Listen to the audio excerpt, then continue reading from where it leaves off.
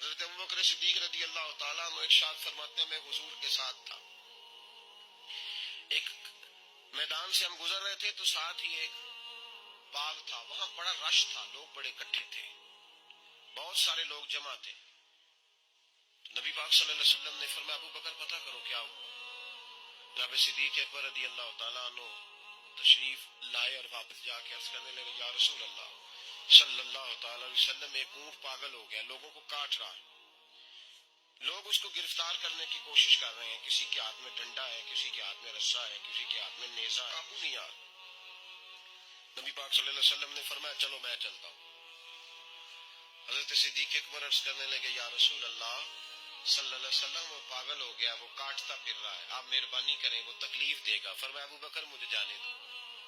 جناب صدیق اکبر فرماتے ہیں نبی پاک صلی اللہ علیہ وسلم تشریف لائے اور حضور جیسے ہی کھڑے ہوئے نا اونٹ حضور کی طرف بھاگا،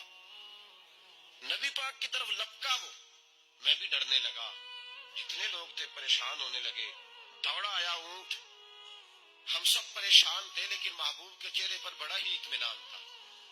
فرماتے اونٹ دوڑا آیا اور سیدھا آ کے اس نے حضور کے قدموں پہ سجدہ کیا، اور جناب صدیق اکبر فرماتے ہیں اس نے حضور کے کان میں کچھ کہا تو نبی پاک کی آنکھوں میں آنسو آ گئے اس کے دکھ پر۔ او بھائی غور تو کرو، اس بات کو سمجھو تو صحیح، تو جیتے جاگتے ہنستے کھیلتے انسان کے دکھ پر پریشان نہیں ہوتا، تو مسلمان پڑوسی ساتھ رہنے والا، پلنے والا، بسنے والا، اس کی جوانی لڑکپن بڑھاپا تو نے آنکھوں میں دیکھا، تجھے اس کے دکھ پر پریشانی نہیں ہوتی۔ اور ایک اونٹ کان میں بولا،